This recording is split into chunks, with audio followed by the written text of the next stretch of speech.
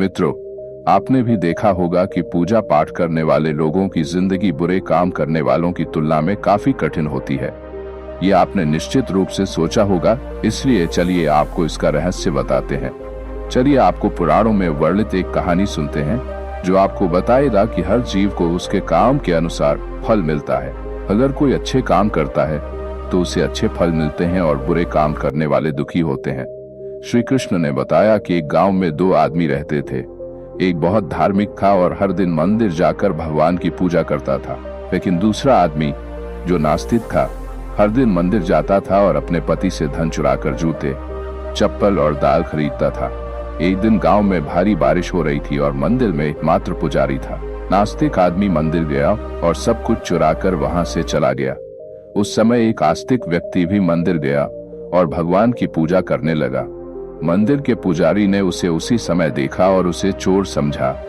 वह गांव के बाकी लोगों से बचकर भागने लगा। वह वहां से टकरा गया और घायल हो गया। मंदिर में चोरी करने वाला व्यक्ति आस्तिक को मिला। कल्प बीतने पर भी करोड़ पाप कर्म से नष्ट नहीं होते। जब दोनों मर गए, आस्तिक व्यक्ति ने यमराज से पूछा कि उसके साथ ऐसा क्यों हुआ। यमराज ने कहा कि अगर तुम पर झूठा आरोप लगाया गया तो तुम मर जाओगे, लेकिन तुमने अच्छे काम किए तो बच जाओगे।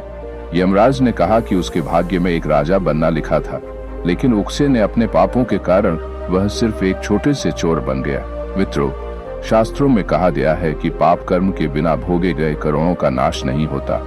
अगर कोई पाप करता है तो आज वह खुश हो सकता है, लेकिन कभी कभी उसे अपने पाप का फल भुगतना पड़ेगा। यह भी एक कहानी है कि एक बहुत पापी व्यक्ति एक रास्ते से जा रहा था और उसे बहुत सारा सोना मिल गया। उसी रास्ते से एक अच्छे आदमी जा रहा था। उसे एक कांटा लग गया और वह जमीन पर गिर गया।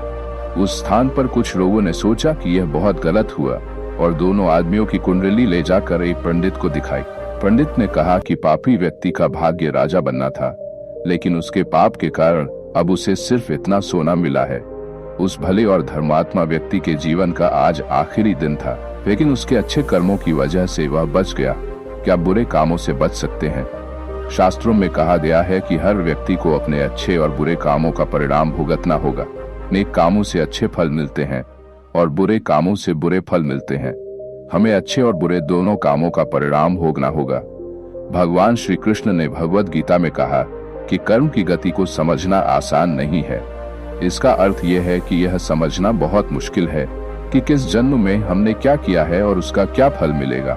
यह संभव है कि आपने हजारों जन्मों पहले किया होगा, जिस पाप के कारण आज आपको इतना बुरा हुआ है।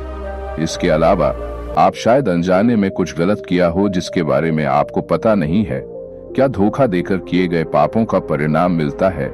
कर्म का सिद्धांत सटीक नहीं है, चाहे आप जानबूझकर करें या अनजाने में। अगर आप कुछ गलत करते हैं तो आपको उसका फल अवश्य मिलेगा। शास्त्र कहते हैं कि अगर आप अचानक आग को छुए तो आपका हाथ जलेगा ही। पांडवों के पिता महाराज पांडु की एक कहानी है कि उन्होंने एक हिरण को तीर मार दिया था। वे उस समय नहीं जानते थे कि एक ऋषि ने हिरण का रूप लिया था और उनको श्राप दे दिया था, जिसके कारण वे बाद में मर गए।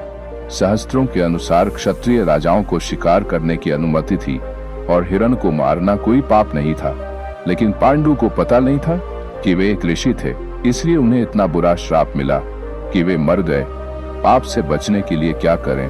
श्रीमद् भगवद गीता में भगवान कहते हैं कि कर्म और उसके फलों को समझना बहुत कठिन है, लेकिन प्रत्येक व्यक्ति अपने कर्मों के फल अवश्य प्राप्त करता है। मैं आशा करता हूँ कि इस कहानी के माध्यम से आपके दुखों का कारण मिल गया होगा। अगर आप अब भी दुखी है तो कमेंट करके अपनी समस्या जरूर बताएं। मैं आपके समस्याओं का समाधान करने की कोशिश करूंगा। तो दोस्तों, मिलते हैं अगले वीडियो में।